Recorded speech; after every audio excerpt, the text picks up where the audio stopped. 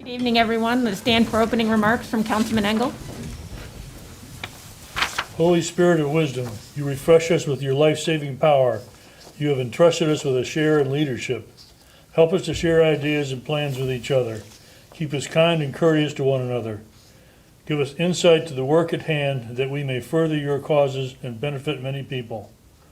Help us to resist any temptation to dominate, control, or forget the needs of all. We ask this through Jesus Christ our Lord. Amen.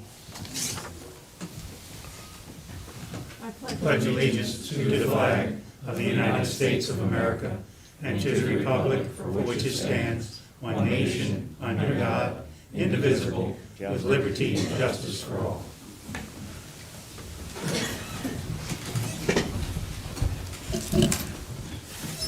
Good evening, everyone.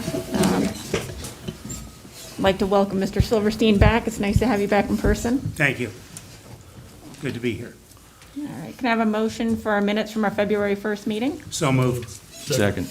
All in favor? Aye. Any opposed? All right. Mayor Willie. Yes, Mrs. Cook, got a couple of things. First off, if Pete Bailey would come forward. This year at Christmas, as you know, Lord Scott Sheldon has been doing a dinner for just about anybody that would come, and I think it's been several hundred folks that have usually come to the dinners.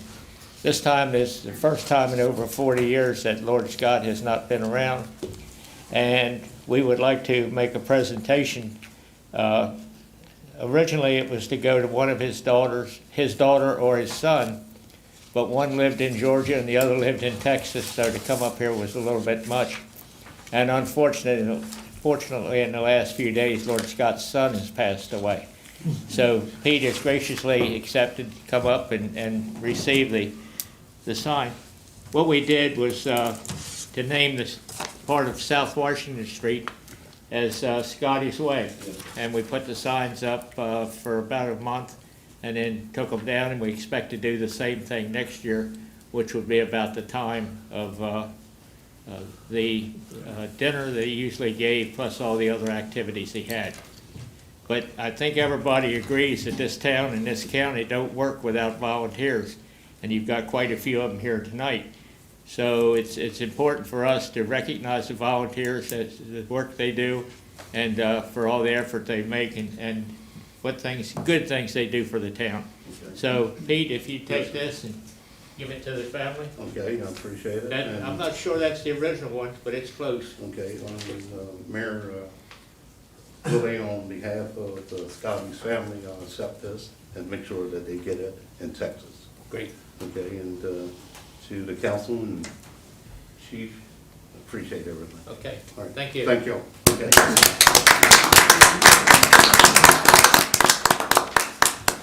Also tonight in the package should have been an executive order 2021-01, which basically allows for some changes in the furniture that a retail store or a restaurant can put in front of their store on the sidewalk. So if there are no questions on that, then this will go into effect this evening. It's also become apparent in the last few weeks that not everybody listens to what goes on at these meetings, and some of the stuff that's spoken about is not taken out in the same context it was offered. Case in point is the text amendment for the area which is the old Artie Foster farm behind Tractor Supply. I know personally I've gotten two emails that kind of threaten you. If you don't vote a certain way, then you can look out at the next election because you'll be taken off the council and you can go look for another job. We also have people that have talked to us about cutting the trees on Harrison Street. Well, that was done at the directive of the state, plus our tree board and some others. The trees at the airport were not even a town function, but yet we caught a little bit of flack for that. We're told that we don't have enough houses in town. We know that. And there's at least 7 projects that are now going on, either starting, underway, or about to finish in the housing market. So those reasons helped me decide not to approve the council's decision to okay the text amendment that was voted on at the last meeting. So that's been done and over. And I plan to go to the planning and zoning group on Thursday to tell them the same thing, the reasons for letting that amendment go. So, any questions? All right. Thank you, Mayor Willie. Mr. Richardson? President Cook, Council, I have 2 public assembly requests for your consideration this evening. The first one is a ride for the Fest Bike Ride occurring on May 1st of this year between 7 a.m. and 6 p.m. This is actually starting at the Talbot County Agricultural and Education Center out on US 50. And they have 3 routes that they're going to run throughout Talbot County. One is a little over 100 miles, the other is a little over 60, and the last is a little over 40 miles. They take various routes, but they all take a stop at Idlewild Park for a break. I did check with our Parks and Recreation office this morning, and they have approved the use of that. It's occurring on the same day as the Multicultural Festival would typically occur, but they won't conflict with each other due to their locations in the park. Easton Police Department's recommendation for this particular event is for approval. They are anticipating anywhere between 200 participants, and they have about 100 volunteers to help with that event. Do you need a motion for approval, or do you want to do them together? You can do them together if you'd like. Okay. The second is a suicide awareness and prevention walk. This is occurring September 25th from 9 a.m. to 12 noon. They are anticipating 300 in attendance. They need, the location is Idlewild Park start. They proceed on North Washington Street to Goldsboro Street. Then they go down Hanson Street and end back at Idlewild Park. They're essentially making a large loop from Idlewild to our downtown. And they need a crossing guard to assist the participants with crossing the streets as they go along their route. Very minor costs associated with that. Easton Police Department's recommendation is to consult with the Talbot County Health Department following CDC guidelines, but ultimately for approval.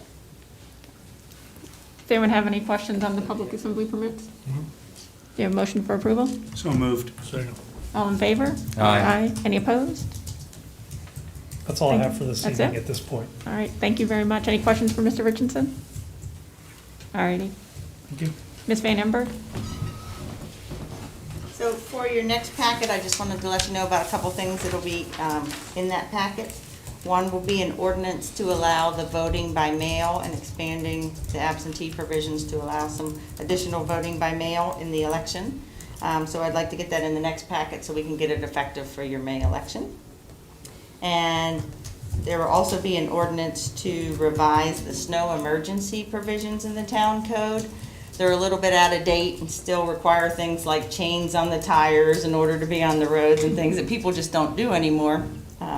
Once upon a time, everybody had an extra set of snow tires and that's not the way it's done anymore. So we will be revising that. And then in addition, there will be a resolution to approve the mayor's executive order that he gave you tonight. So just wanted to let you know about a couple things that'll be coming up. All right. Any questions for Ms. Van Ember? All right, thank you very much. Fire Board meeting. Good evening, everyone.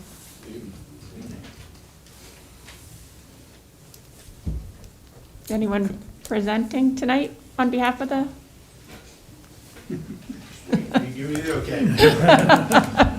Good evening all. Mayor Willett, Mr. Richardson, Ms. Ruff, members of the council. For you that don't know me, my name is Richard Stacy. I'm the current president of Easton Volunteer Fire Department, a position that I hold with great, great, great feelings towards this town and all its members of the council and everybody in the town. As you know, last year was rough. It was rough for all of us, for you all, the town. As a fire department, we lost approximately $100,000 in revenue last year alone from all of our big fundraisers. The biggest one of which was our bingo, which we lost. We lost approximately $75,000 on that. We had to cancel our beer fest. We had to cancel our stews and brews. We did move ahead with our 5K, thanks to Mr. Abbatiello. We are planning on that again this year. We're also planning on the stews and brews and the beer fest, which we have moved all three till later, hopefully in the fall when restrictions hopefully will ease up a little bit and we'll be able to move forward. With that being said, with that loss, the amount of money that it takes to run that department has not decreased at all. In fact, it has increased exponentially. As you're all well aware, try to go buy a chair. It takes 6 to 9 months to get that chair. With the hose allotment that you guys give us, it's a great advantage. The work and all the help that you guys give us is a great advantage, and we rely on that, believe me. These are tough times, but we're going to make it through it. We have found a couple of fundraisers in the recent past. We went with a chicken barbecue drive-through, thinking outside the box, because our department was set up much like a car wash. You drive in one end and drive out the other, and it went over great. We have that planned again for hopefully in March, if not no later than April. With that being said, we still do have several large projects that are in the workings.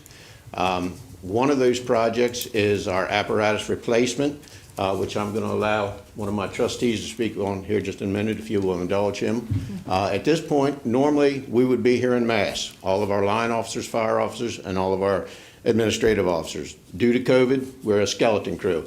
So I would like at this time to introduce Mr. Michael Brophy, my vice president, Mr. Jeff Menser, trustee, as well as the chairperson of our apparatus committee. I'll turn the rest over to the chief in a few moments and allow him to do his introductions.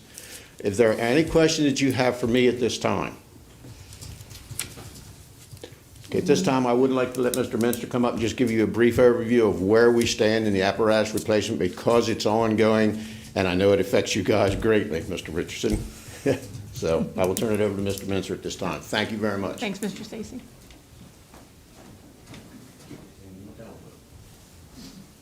How we doing?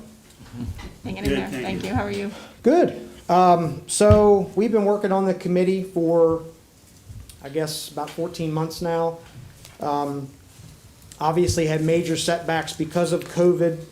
It really restricted what we could do. Shows, things like that, where we go and get new ideas for different things have all been canceled and have yet to be rescheduled. So we've had to do a lot of our own research by either just researching online. Hey, Yeah. if that's bothering you, take it off while you're talking. Oh. Yeah, it eventually work its way down all by itself. But we've just been working through everything, kind of, restricted in a way. But we've made good progress. We've put a lot of man hours into traveling to seeing different departments and what they do. And we've got 4 brands, which we'll be cutting it down to 3 here very shortly. And we're about a month away from being ready to put our spec out to bid. So we feel pretty comfortable with it. We have a few things to tweak, but for the most part, we feel that it's pretty solid. So if you guys have any questions about it, This is for the tanker truck you had visited with. Yeah, I think you had been there one time. So we have 5 total engines. 3 are owned by us, 2 are owned by the town. The one, which is our oldest, engine 65, is a 1992. And that's the one that we're going to be converting to from just a basic engine to an engine tanker. And basically, it's just going to be an engine but carry more water. Still going to do the same job, but it's just going to have a little bit more capacity to be able to get a little bit more out of it in the surrounding areas, just in case we have any trouble with mutual aid or anything else. So we had also been looking at the possibility through you guys, if we could replace an engine. We've also been looking at replacing just a standard engine, not doing anything out of the way with that. And we've been preparing that as well to make a detailed spec if that should pan out with the town. So, In the past, I think when we've replaced, we being either the town or you guys, I can't remember who it was, replaced some of your engines, you've sold your old engine, correct? Are you looking at that for this tanker, or are you going to keep the absolutely, tanker? yeah, no, we'll be selling what we have. Okay, Engine 65 will be sold. We have, unless there's some nostalgic thing that people want to do, we have really no use for six trucks. It's just extra insurance and liability and everything else, and we really don't have a place to put it. So, okay. but that's yeah. But historically, the resale value isn't significant, is it? For something like that, the resale value would probably be $15,000, $20,000 Okay. at best.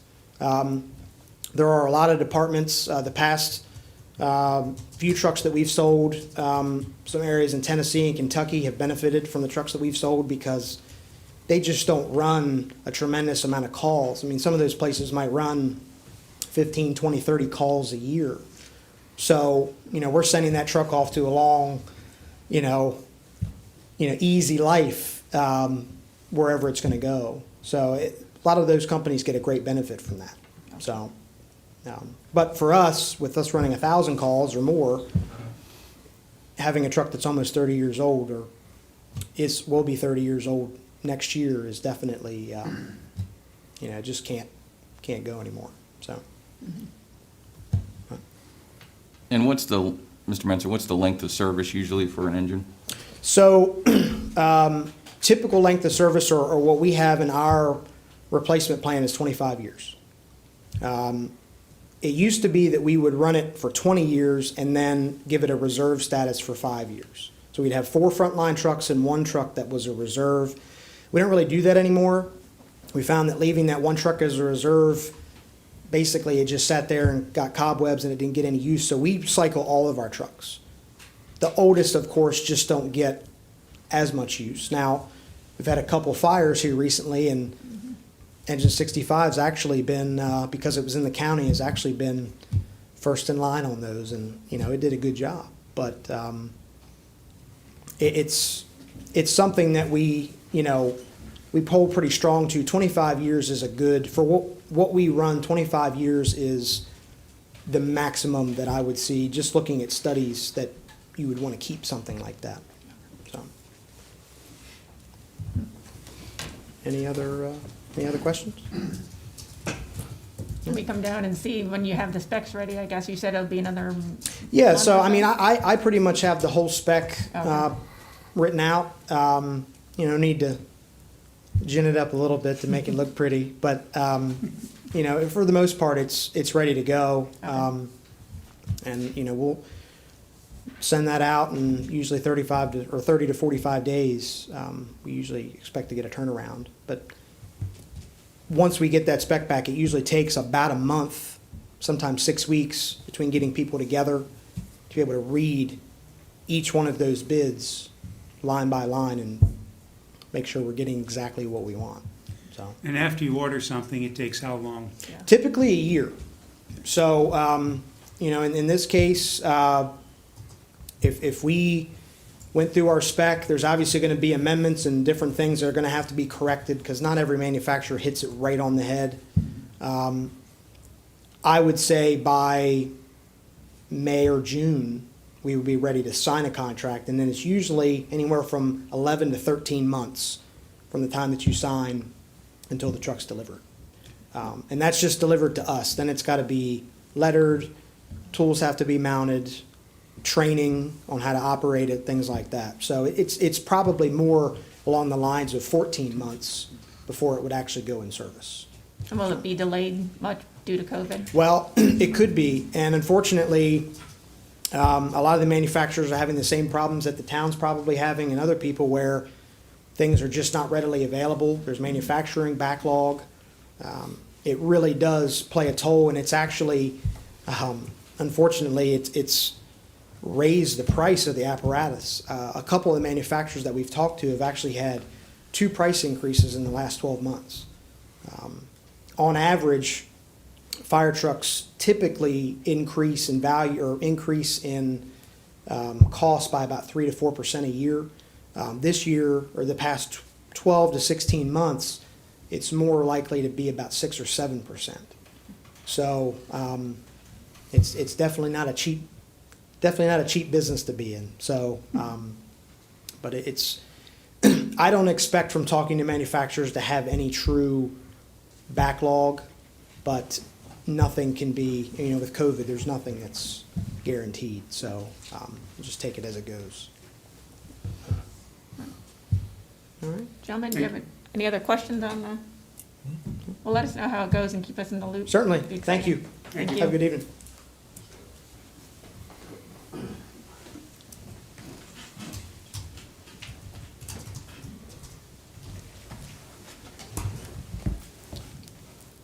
Good evening, Chief.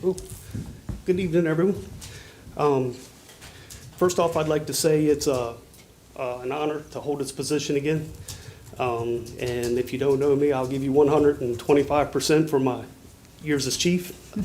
So what I'd like to do, first off, is, even if they're not here tonight, I'd like to introduce all my line officers to you, just in case you see them on the street or names sound familiar to you. Assistant Chief this year is Craig McCracken. He's here with us tonight. Captain is J.R. Dobson. First Lieutenant is Darrell Caldwell. Second Lieutenant is Solomon James. And our third Lieutenant is Justin Jones. And the fourth Lieutenant this year will be Bill Keswick. For fire calls so far this year, I just wanted to let you know, and you should already have the report, we had 72 incidences in January, and so far this month in February, we've had 42. Just some things to work on this year or continue. I'm communication with the department, the line officers, training our members with the COVID and stuff. We've been down to some Zoom meetings and stuff like that right now. If you don't know, a lot of our stuff's hands-on and teamwork, and then we're working to get back together so we can get that all going again. The other thing was we talk about retention and recruitment.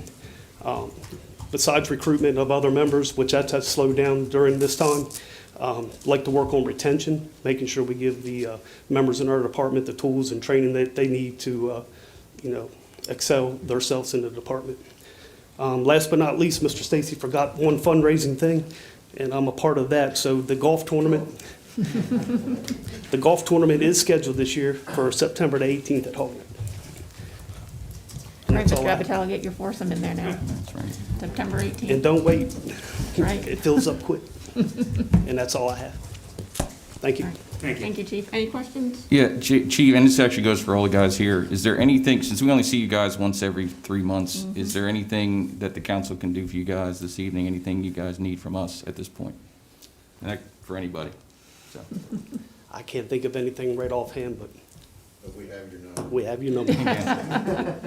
So, Thank Chief, the one thing I'd like to say is, Don and the mayor has never helped me out with my dream, and just to take a picture, in the firefighter suit. Do you think that you could help me out with that? That would be greatly appreciated. I'm just We can saying. take care of that. And then Don is afraid that, I could go higher up on the ladder truck than him because he gets scared. So, I mean, I'm just wondering if there's anything you could do to help us with that. I'll take you up in the bucket. That's okay. I'm not asking, trust me. And I want to watch. Because I've been up there. No, this message. Hold the net. We'll take care of it. Yeah, Thank you. And Chief, send a thank you all to your line officers too, yeah. for service. We appreciate everyone. Thank you. Keep Chief, doing a also, good job. I just want to say, the opportunity to have active 911 on our cell phones, provided through you and your staff, really makes us understand how many calls you're going out on a daily basis. And it's been very helpful. So thank you. Okay. Would you like to get a picture? We need to get a picture for you all leave. Okay. A groupie. I'm all about a groupie.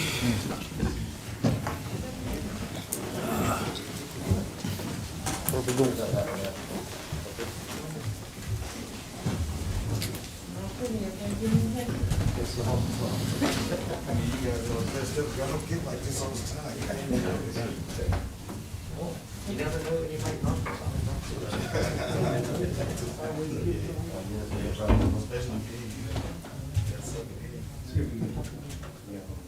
Give the one photographer. Thank you. You're tiny. We're thinking happy thoughts. Everybody ready? You already don't know, I've already taken 3, so you guys, I'll get somebody's eyes open in this. All right, thank you very much.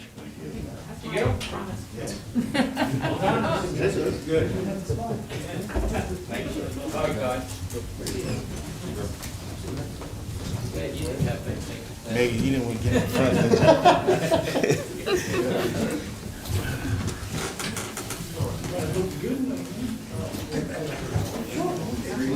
It's our sharp looking uniforms. Is that? It's our sharp looking. Yeah.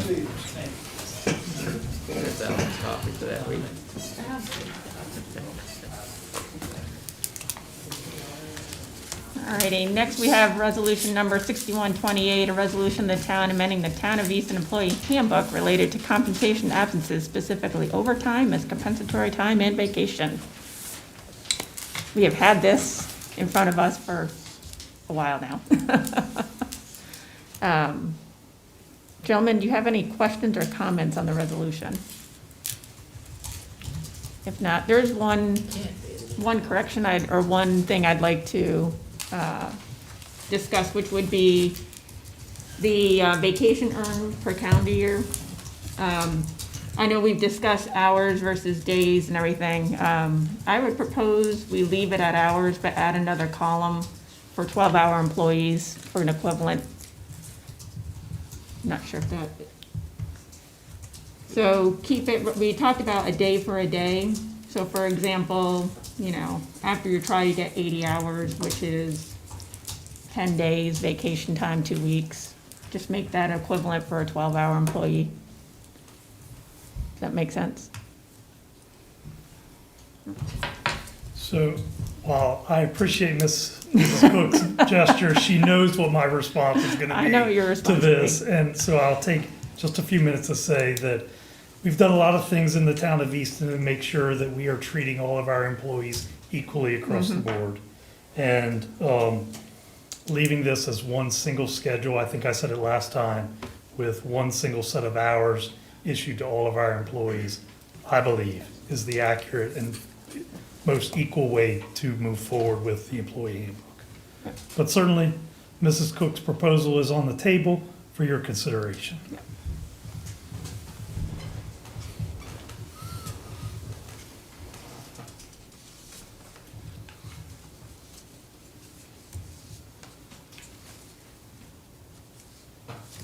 I hear crickets, So how do we, I guess, well, How do we move proceed? forward? That's oh, it. is anyone in agreement? If that, so we could make a motion to amend to add a column for 12-hour employees.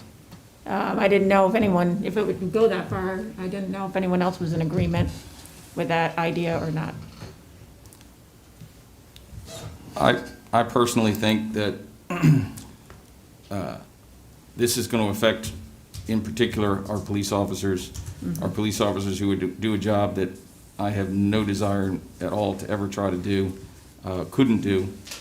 So I think, I know the idea of, that Mr. Richardson's mentioned about keeping everybody the same, but when you look at the job that they do, it is not like any other job that is done by anybody at the town of Easton. And I feel like this would be an exception, I think a acceptable exception to the rule.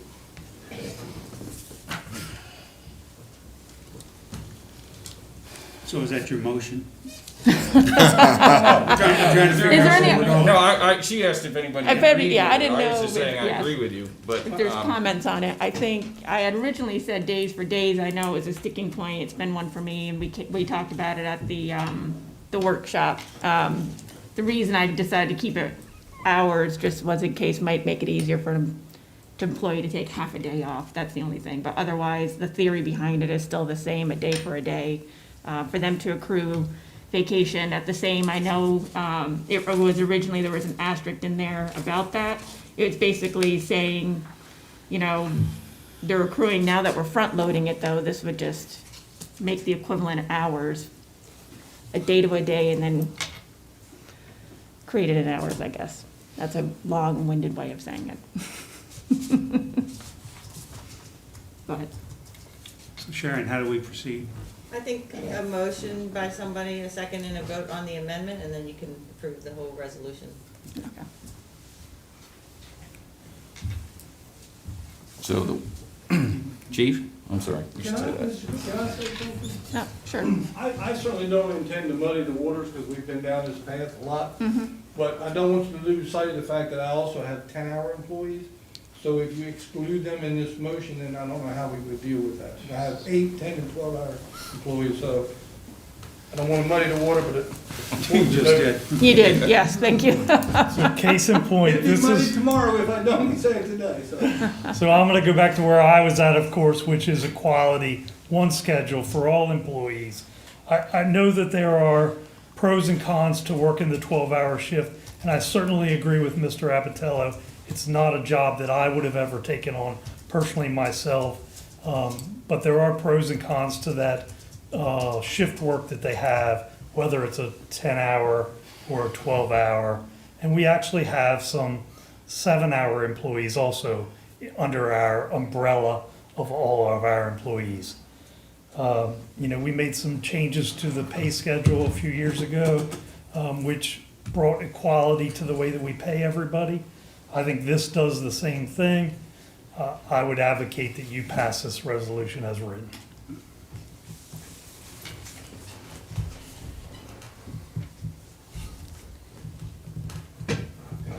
Then I would recommend, I mean,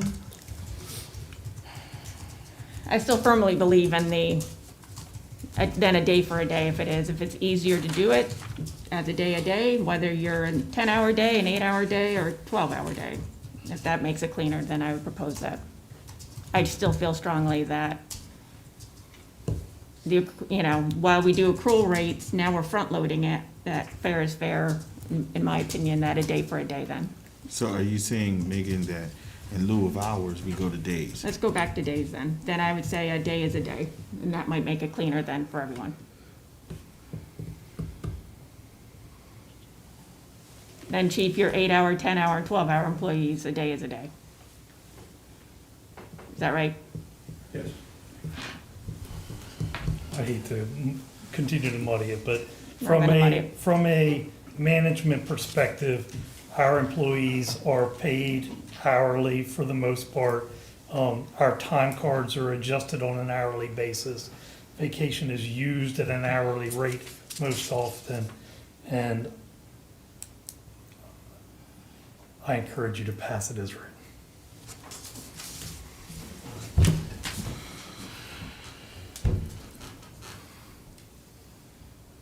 I don't know, I looked at it, I don't see what we're gaining by going days to hours. I mean, you take the same number of hours off, whether you're 8, 10, or 12, that's what you get, and that's what you take. And a guy who is working 12-hour shift, works 24 hours, works 2 days, where a guy working 8-hour shift would work 3 days, so he's got that extra day off. This is confusing me a little bit, because we're making all these segues and stuff that I'm not sure that they're really, I think we're muddying the water up. Chief, I thought it was simple until you said you have a 10-hour employee.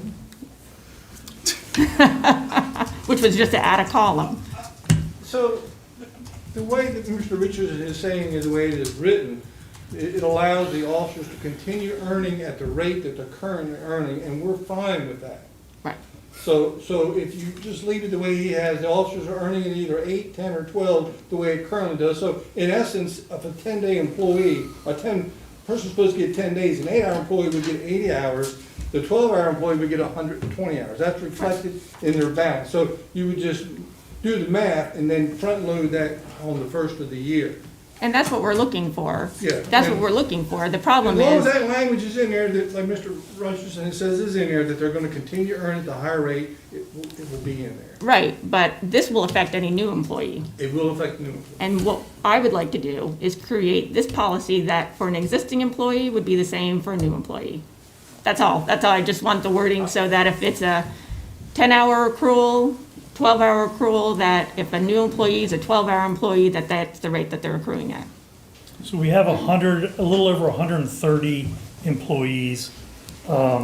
I did do an analysis because the asterisk is still in here that keeps anyone earning at a higher rate maintains their earning rate, which is what President Cook, you are describing, is what the chief is describing.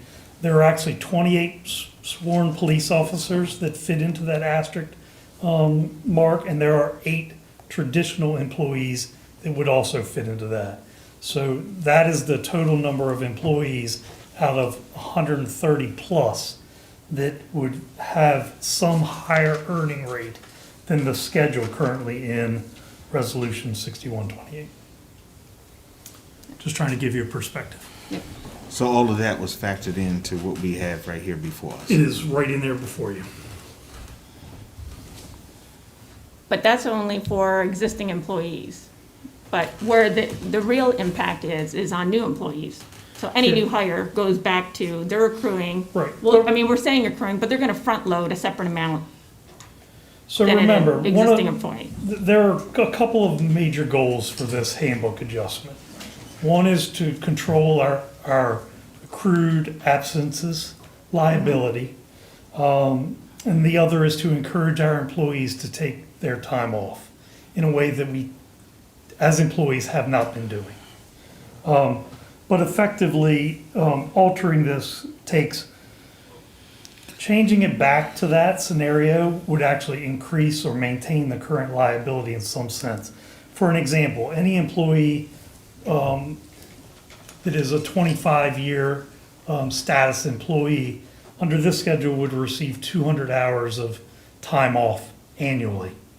For a 12-hour shift, if you were to make a column specifically for them, that 200 hours would go to 300 hours. And that's a substantial difference.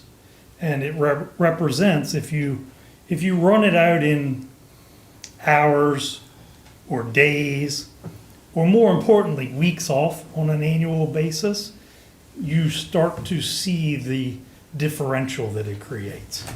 And that's why my recommendation to you this evening is to pass it as it's written, with the asterisk that protects all the employees that are currently earning at a higher rate, while allowing our incoming employees to be treated equally. I think the philosophical issue, President Cook, is the first one we had was, how do we make sure that current employees are treated fairly and they don't lose anything? And so my understanding is that under this particular resolution, they would be protected. And that's 36 people, 28 and 8. Yes. Anybody else who comes in knows what they're coming into and knows what they're going to get. So, they can make the determination when they take the job that we know we're going to get these hours. And therefore, everybody would be the same at that juncture. And I think it's more important to protect the people that we have on board, and then to make sure that the new people who are coming in understand what the schedule is really well. So before they sign on, they know. And the fact is, if you've never had it before, you don't feel like you've lost it. But once you have it and they take it away from you, you feel like it's been lost. I understand, and the resolution has always protected our current employees that way. My most concern is we're having such a hard recruitment time down at the police station that once an officer enters in and they're moving along with an existing employee, there is a difference between accrual rates between an existing officer working the same shift as a new officer working the same shift. Well, I think that's true, but on the other hand, we got to look at what we're paying now for an officer to start and what somebody got paid 20 years ago to start. I mean, things continue to change, and I think this isn't the biggest issue with the police department, very frankly. Correct. I think there are other issues we need to tackle, working with the chief as a police board. And, you know, so Yeah, just looking for a way to get us to move forward tonight. I agree.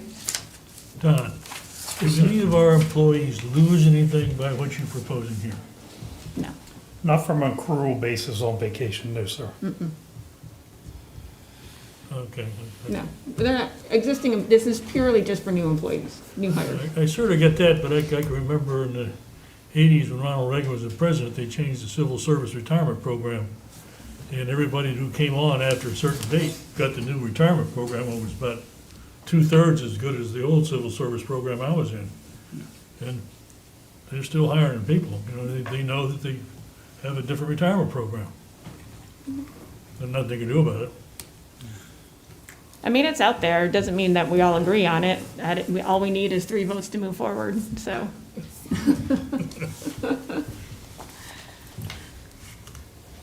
We need a motion first. I guess so. How do we word it then? So that I would make a motion that the accrual schedule reflect that new employees earn at the rate as current employees do, according to their job description. That sound all right? New hires would earn vacation at the same rate as, same rate as existing employees do in that, according to their job description. Does that sound right, Sharon? I think so.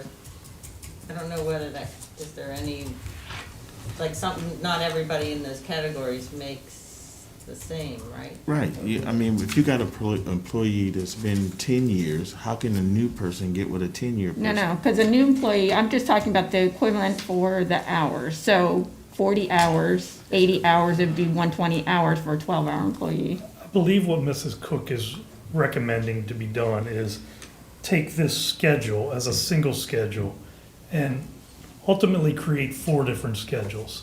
One for the 7-hour employee, one for the 8-hour employee, one for the 10-hour employee, which shouldn't be different than the 8, but it might be, and one for the 12-hour employee.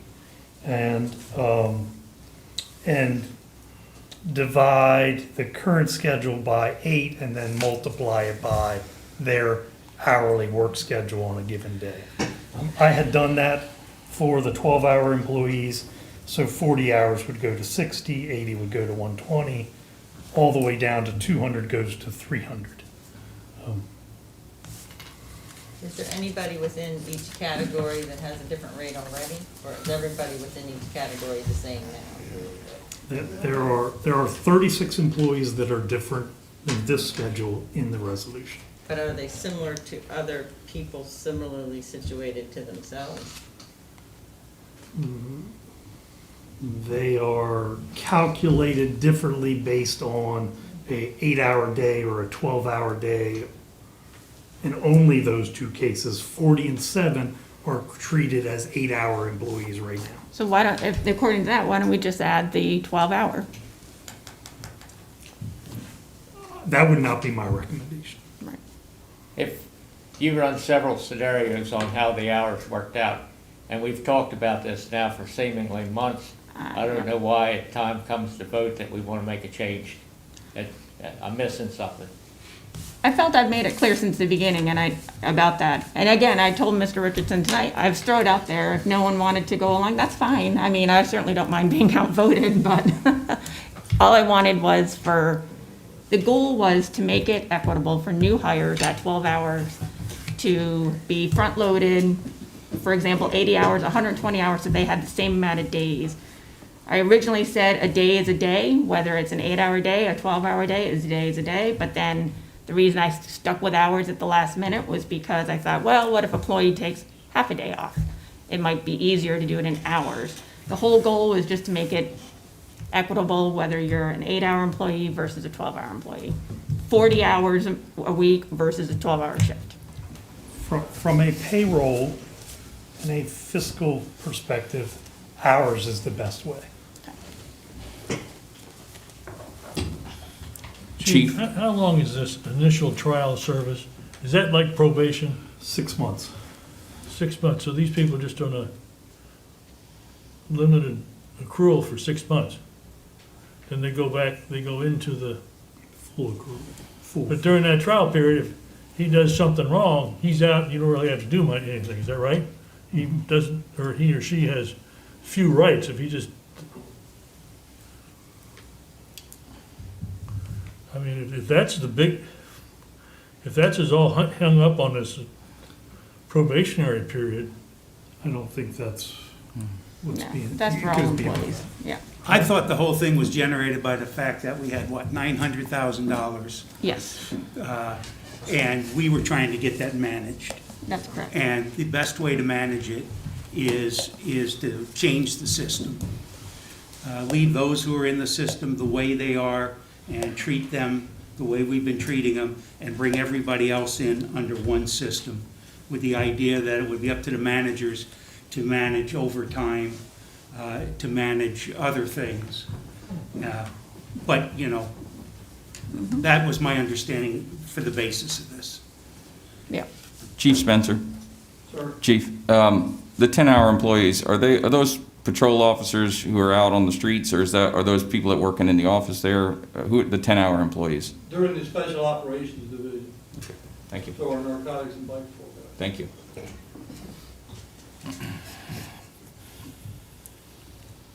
All right, I'll go back to my original motion then of adding a column just for 12 hours, employees, vacation earned per calendar year. And then it can be prorated accordingly, but if it's not seconded, that's fine. I may be in the minority up here on this, but otherwise, I have no other issues with the resolution, just that one.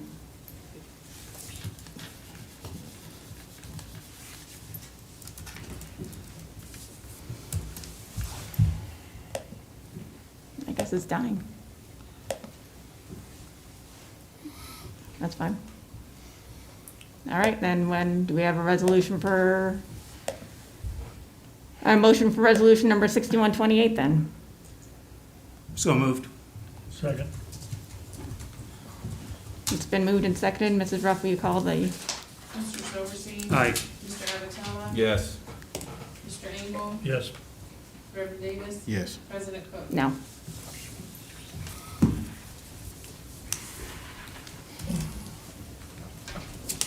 Thank you.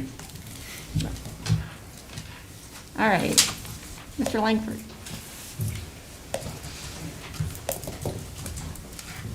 Good evening. Thank you, President Cook, Councilman, Mr. Richardson, Mayor Willie.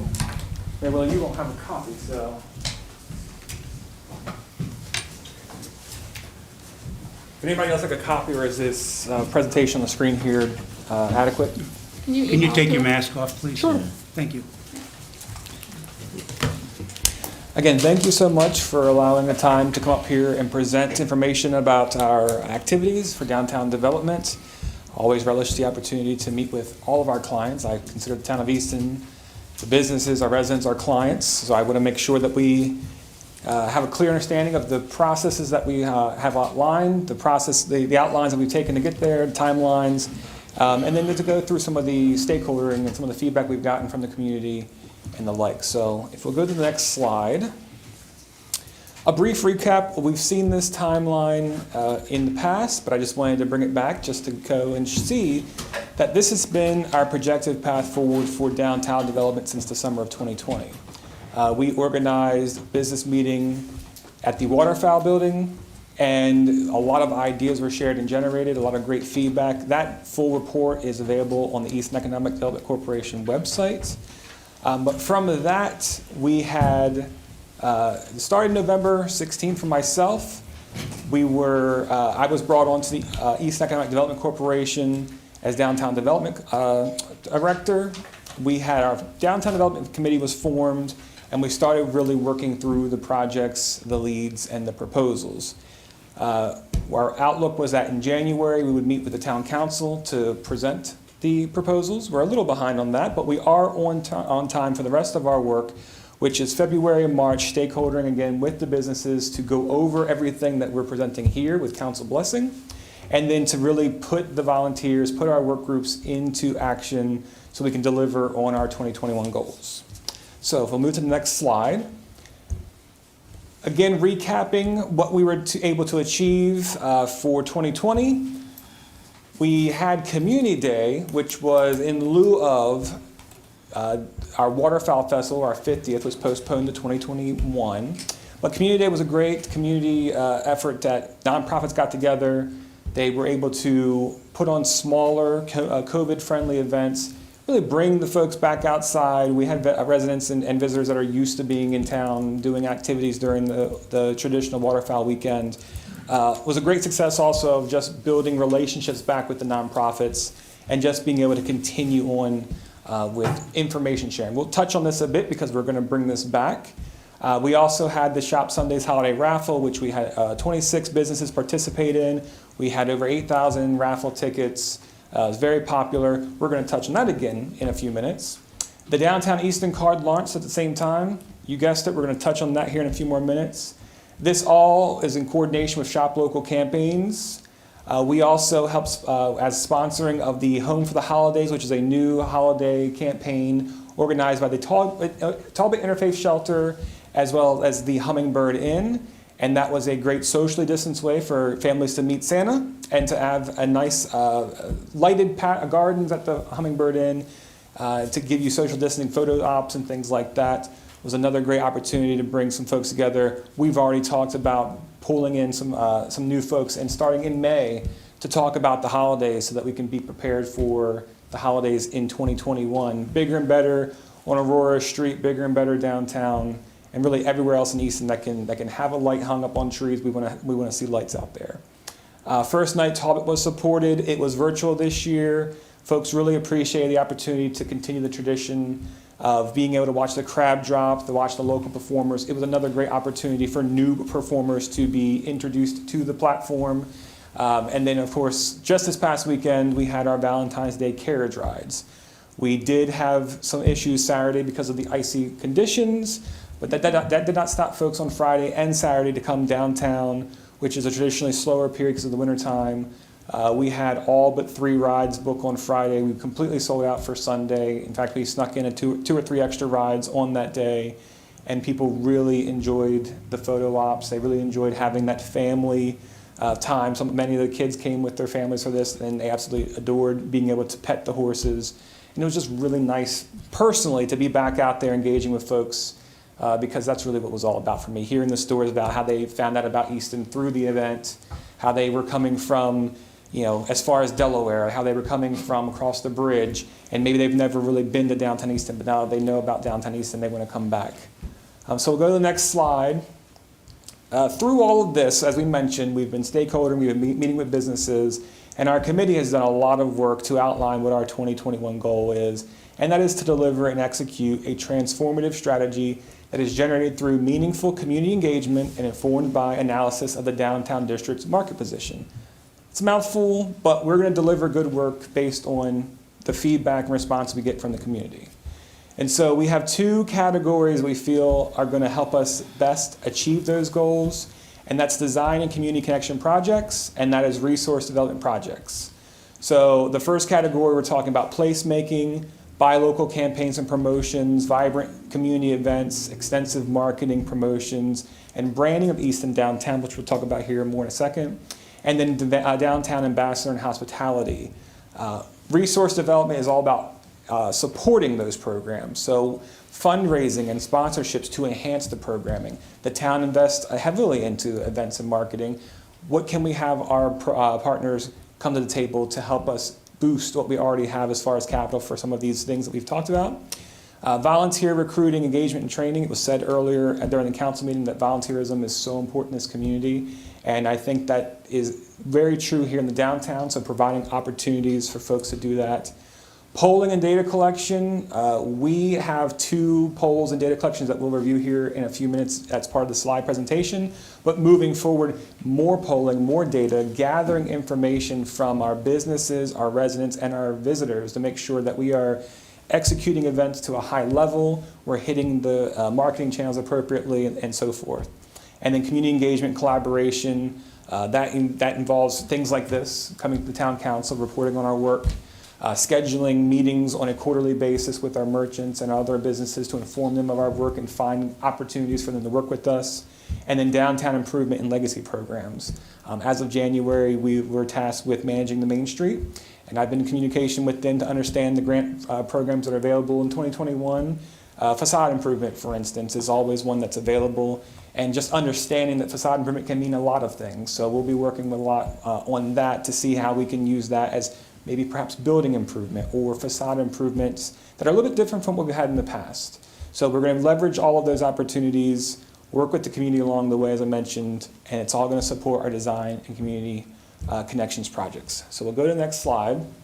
So these are our proposed spring and summer events. The first two you'll see have asterisks, St. Patrick's Day and Easter egg hunt.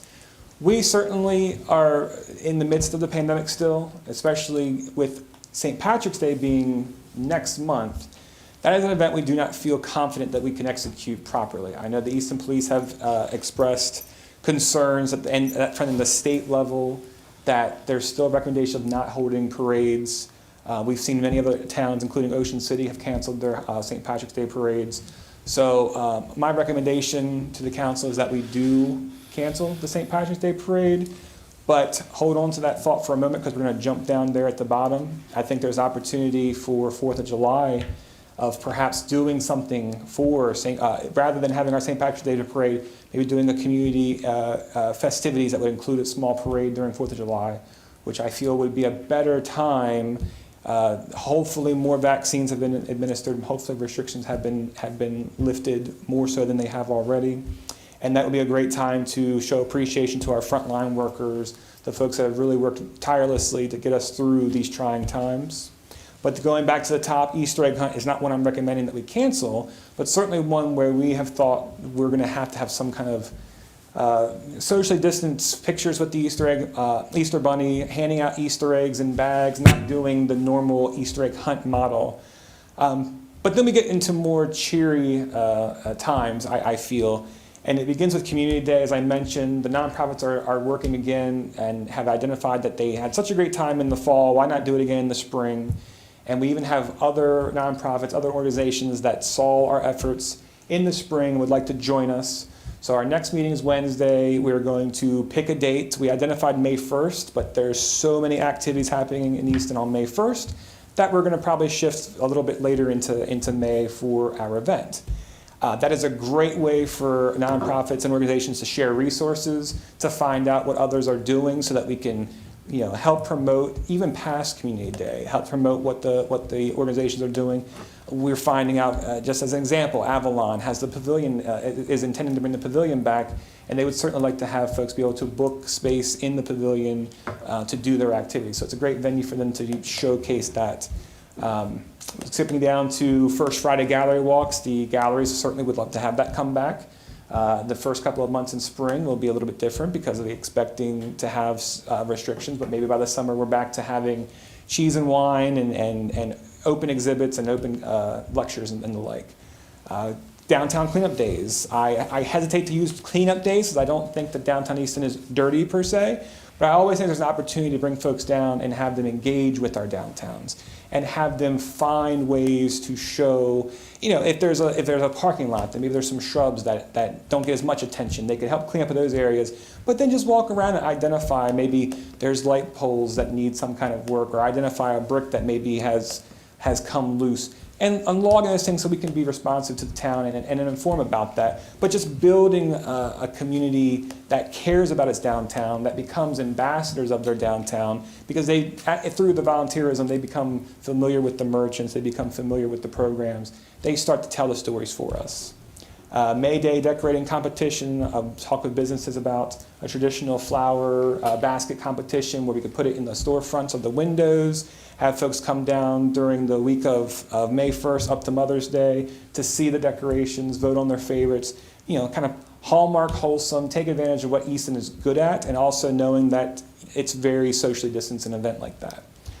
Music in the parks, spring and summer Saturdays. We've would love to bring music down to Thompson Park if we are able to do public assembly there. There's other options on private property that we're taking a look at on that one. Same thing for skipping down family movie nights. Again, looking at May, June as a possibility of having more activities like that, whether they be outdoors or indoors, taking advantage of some of our facilities that are available to us. Jumping back up, Culture Crossing, the artisan market that was on the Rails to Trails a year and a half ago. Absolutely bringing that back this year if we're allowed to use the Rails to Trails as a marketplace again. And we are very excited to try and bring new partners in on that as well, reaching out to Chess MRC, for instance, and having them help us with the music programming and reaching out to the local churches and having a different church featured each month that one of the artisan markets is happening. Summer raffles, as I mentioned, the holiday raffle was so successful. We feel there's an opportunity in June to duplicate a raffle that would go all the way to the 4th of July festivities, where we traditionally have the sidewalk sale, but I would like to see a community parade. I would like to see more events, more activities, making it a bigger weekend celebration, because 4th of July is on a Sunday this year, and we're a town that has fireworks, and we have our parties on the 4th of July, but I think we could do Saturday and Sunday. And if we're gonna have an opportunity to really go all out and have COVID in the rearview mirror, we're hoping that's the time for it to happen. Again, we have a lot of other great things that I know other organizations will be here in the coming months to talk about their work. I'm sure the Avalon, we know they have a lot planned that they're excited about. The Waterfowl Festival has released information about what they are going to do for their 50th and how much of an impact that is going to be for the community. I'm sure they'll be here soon to talk about that. We love seeing the permits coming in advance, means that people are thinking that way. I appreciated hearing about the fundraisers for the fire department because it's very, very important, not only for fundraising purposes, but for developing that sense of town and community, that all of these come back responsibly, but plan now in hopes that everything continues to get better a little bit each month. So the next slide, please. Communications and marketing strategies. Easton Downtown is our brand that we're developing as we speak. With that will come an event calendar hosted on the Easton Economic Development Corporation page. There'll be a sub-page for Easton Downtown. That event calendar will showcase all the events that I just showed. We'll also love to have information from other organizations to showcase their events, to make sure it's a one-stop shop for folks to find out about places to come enjoy, some events to come enjoy while you're downtown. We've identified that would be a great place to have parking information, just general downtown tourism information. Social media would be coupled with that. General information for residents, visitors, and businesses. I think leveraging a lot of the assets that EEDC already does well, which is connecting the businesses, taking it to the next level for downtown specifically, showing folks the work that's being done downtown, showing folks the opportunities for where they can start a new business and have a storefront, or where they could live downtown, and kind of tying it all together in one brand is our goal for Easton Downtown. Video interviews and drop-ins that are easy to share, again, telling the stories of the merchants, publishing stories, sharing information from our downtown community and partners, again, sharing the information. You can never share the information enough, in my opinion. Monthly newsletter highlighting the upcoming events and promotions, and quarterly merchant meetings that I mentioned. Having those opportunities for them to understand where they can play with us, where they can find volunteers to help out with certain things, keeping them engaged and getting their feedback all along the way. Next slide, please. Downtown volunteerism and ambassador program, just as I mentioned, every event that we put on, we want to have opportunities for volunteerism that we feel will be integral into achieving our goals of having students, families, young professionals, retirees, all engaged and informed again about downtown Easton. Folks that have lived here forever that maybe have a misperception of downtown or don't know about the new businesses. I feel the best way to engage them is to have them come down to our events, and even better is come down and work with us during our events. As they do that, they become our ambassadors for hospitality. They become the ones that tell the stories to their families and friends. They go on Facebook and talk about their experiences. They spread the goodwill all throughout our community, and that's how we start to get those folks that are outside of the of the bubble to come downtown and see what's happening. Why are folks talking so much buzz about this place? And then again, surveying downtown visitors and businesses to gain insights. In the next slide, we'll talk about some of the surveying that we've already done. I've come to the council at least twice now as we've surveyed through this fall to make sure that we were hitting the right notes for downtown dining and for parklets. And so through the winter, we've also been surveying businesses just to see about the parklets. And I wanted to share the information that we've received from that surveying. As you'll see, the picture there is the Washington Street parklets in front of Washington Street, Scosas, and Docks. That was last summer and fall. As we all know, but in case somebody that's watching doesn't know, the real hassle with this was the setup and knockdown every Friday and Monday. It was very taxing for public works. It cost more money to do it that way. But it was a solution to try and help us from losing parking 7 days a week. So the question was, well, if we were to revisit something like this, what about doing it 7 days a week? That would save money as far as setting up and knocking down. We wouldn't have to do that anymore. But would that be too much of an impact on parking? Would that be too much of an impact on businesses? Because as I came last year, the surveys that we did were to see if retailers were affected. It was pretty flat. Nobody felt that there was a strong increase in sales because of parklets, but nobody felt like they were being impacted negatively. So the question was, first, do you support parklets in Easton? And 64% of the surveys that answered the survey say that they do support the parklets. 36% said they were not in favor of parklets. When the question was, do you support full-time parklets, the support drops to 54%, and not in favor is 46%.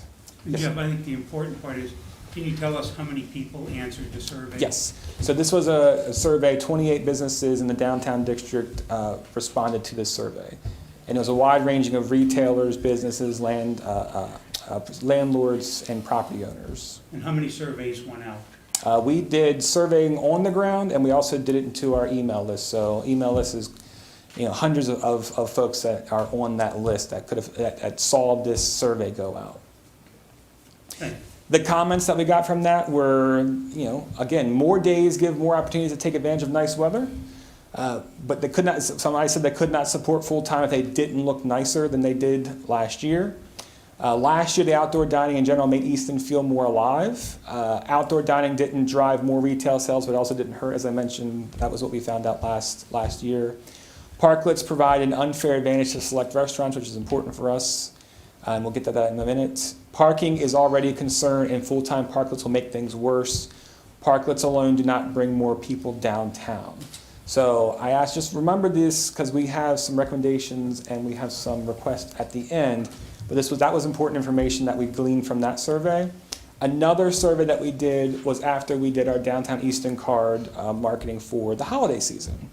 And so 100 gift cards were purchased during the holiday season, totaling $7,170 in gift cards. All that money we know is going to go back into the downtown merchants that are part of the program.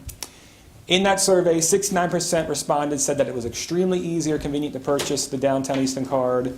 62% of our customers said they absolutely would purchase a downtown card. Again, 0% of the customers had a negative experience.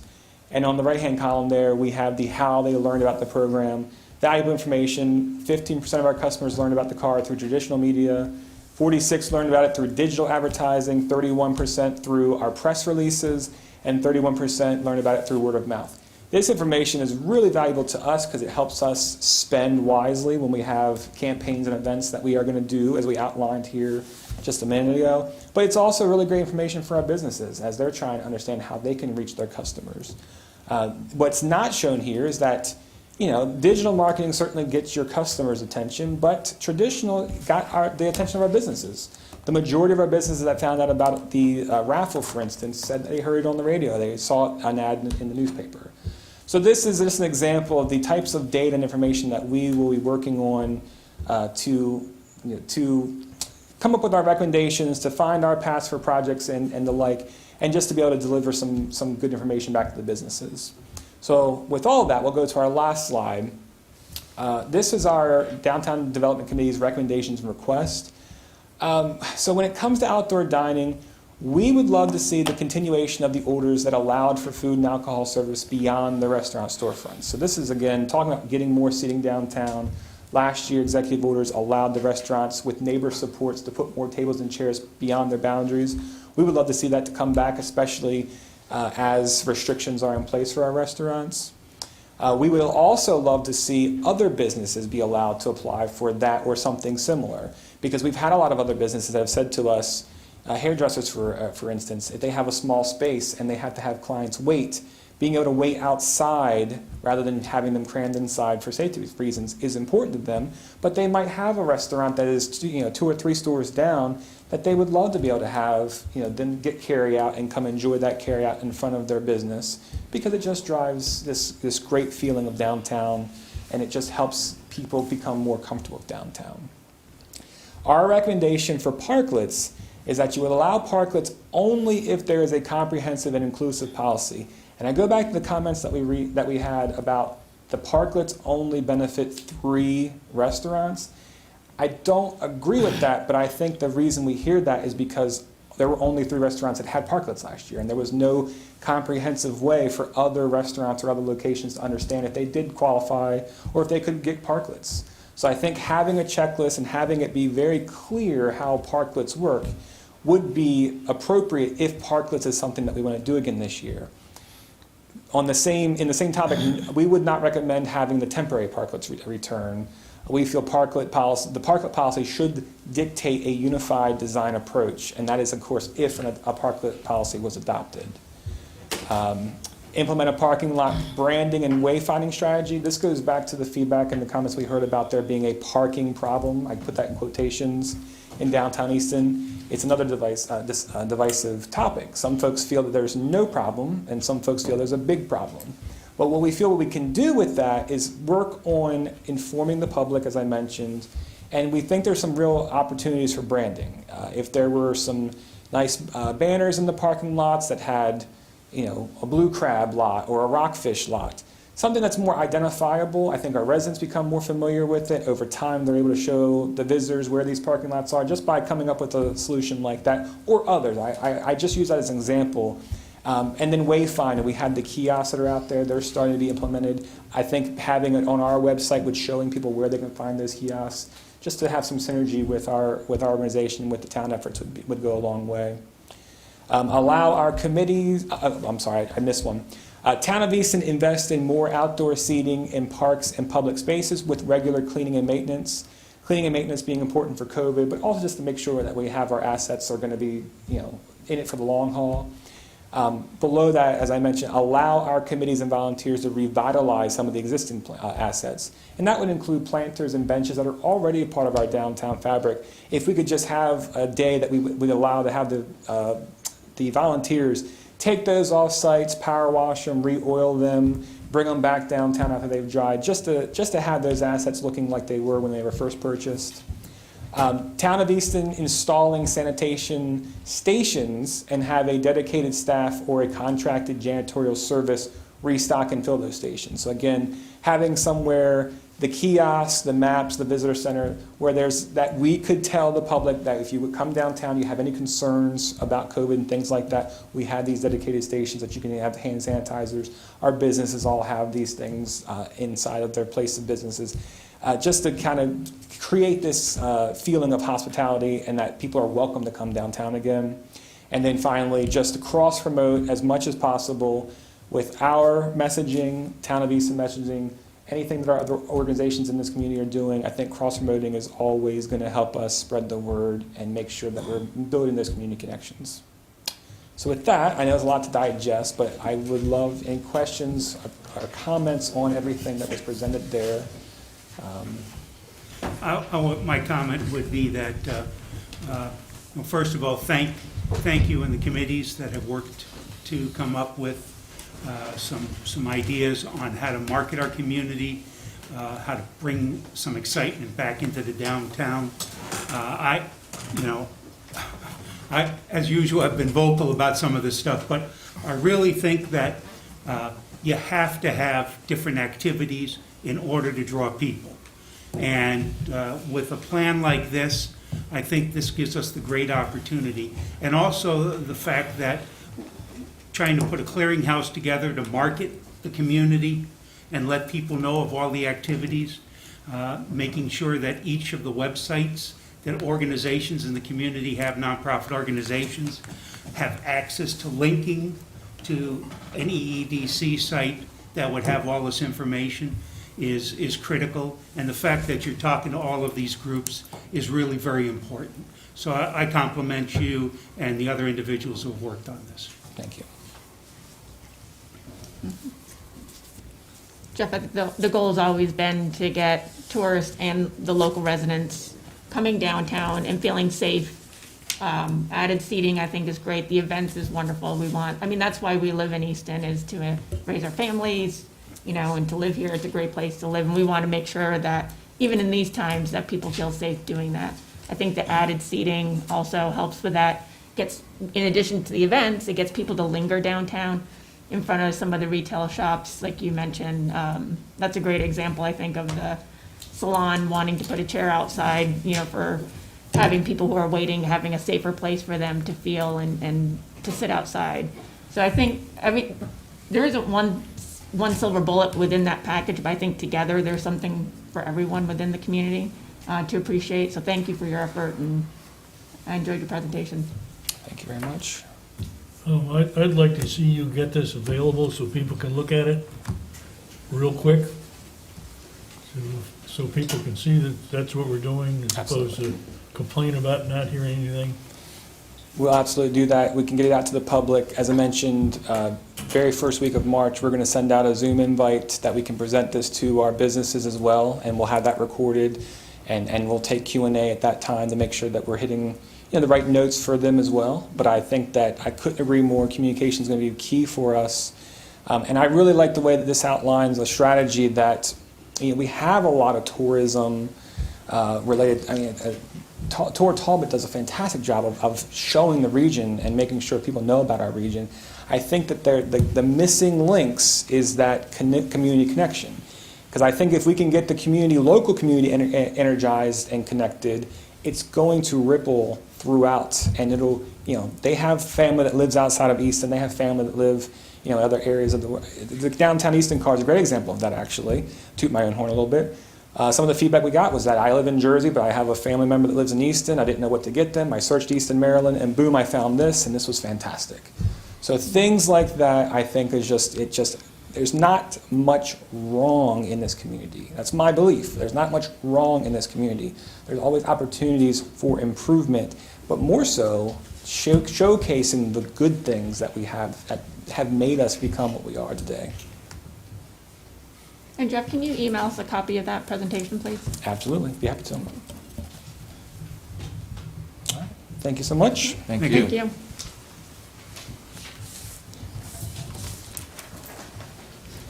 Does anyone else have anything to bring to the council this evening? If not, then members of the council, Mr. Silverstein.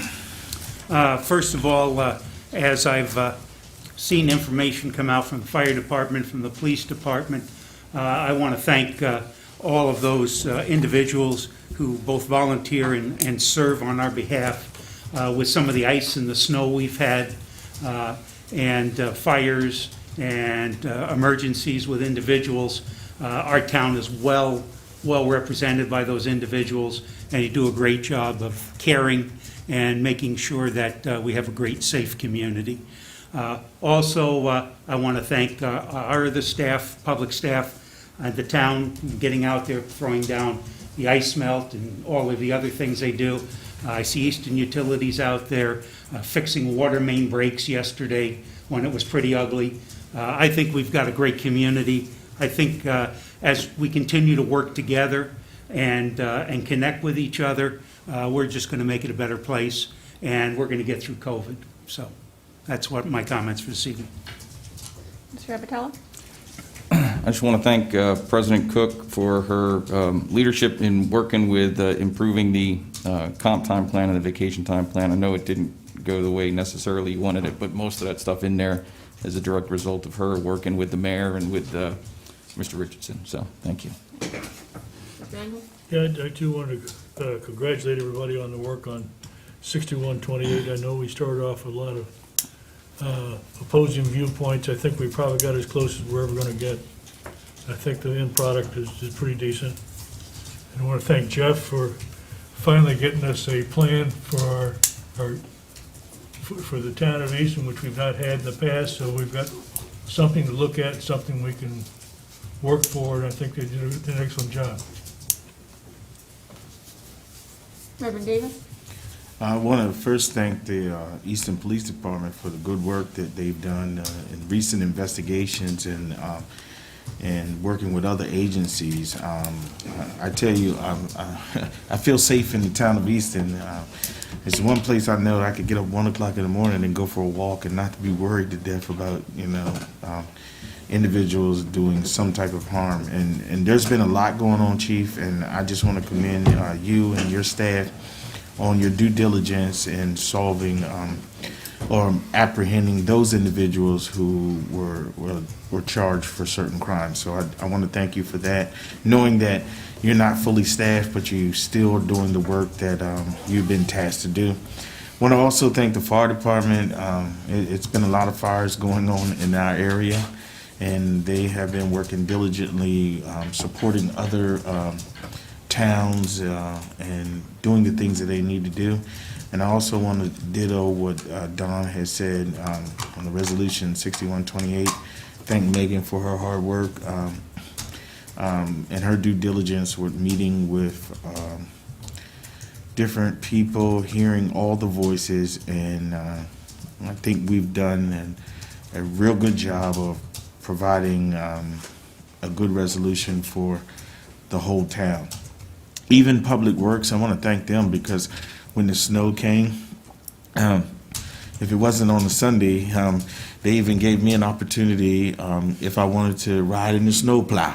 I mean, you just don't know how excited, just to get in the snowplow. But it was on the Lord's Day, and I have to work, and so I just want to thank those guys for just thinking of us, because you'll never know what an individual does on a normal work day unless you participate or on the front line. So I'm so grateful. I want to thank you for the updated plan. I'm an advocate of a plan, so therefore, if we don't plan, then we plan to fail. So I'm so grateful that we have something that we can see and hopefully provide to the citizens of our community, that they can see that we're all committed to enhancing the quality of life for every person that we come in contact with.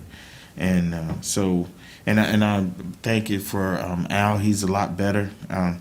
And Al's preparing for the Olympics right now, so we want to keep him in our prayers, and so we're just so grateful just for everything that all the employees and Don. I want to thank you. You've worked diligently to meeting with all of us, and maybe not hearing all that you wanted to hear, but at least you heard, and we've worked tirelessly on this, and I want to thank you for that. Those are my comments. Gentlemen, I appreciate the kind words for the resolution, but truly it was a team effort. So thank you to everyone for all the time and effort you guys give to the town. And I will take a motion to adjourn this meeting. So moved. Second. Have a good evening, everyone.